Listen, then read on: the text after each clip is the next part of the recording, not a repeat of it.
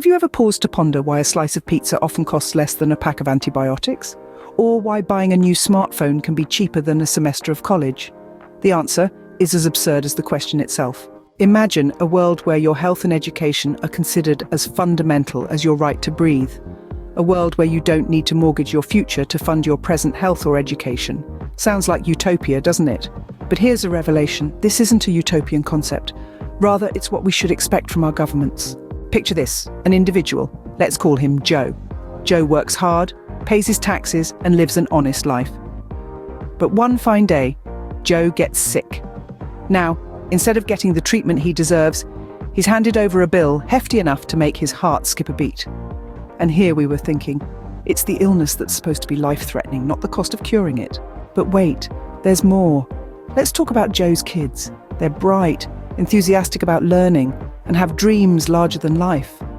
But alas, the price tag on education is a nightmare that keeps them awake at night. It's as if their dreams are held hostage by a ransom called tuition fees. So why do we accept this? Why do we allow our governments to treat health and education like luxury commodities, available only to the highest bidder? Is it because we've been conditioned to believe that this is the way things are?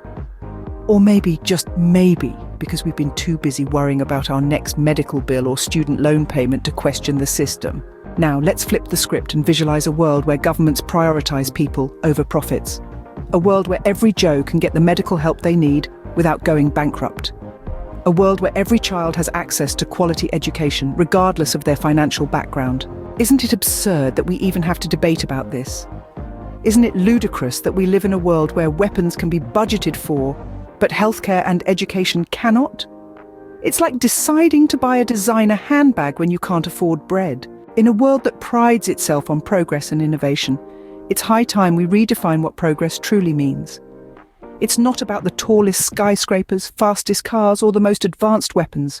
True progress is when every citizen can sleep peacefully, knowing that their health and education are not on the line. So it's time to raise our voices, time to demand what we rightfully deserve. It's time to tell our governments that we won't settle for less.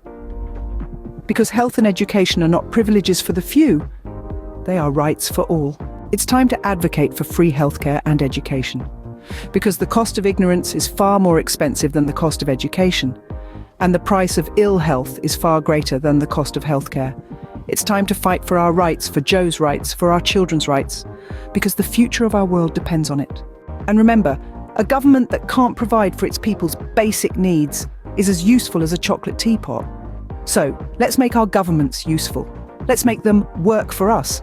After all, isn't that what they're supposed to do?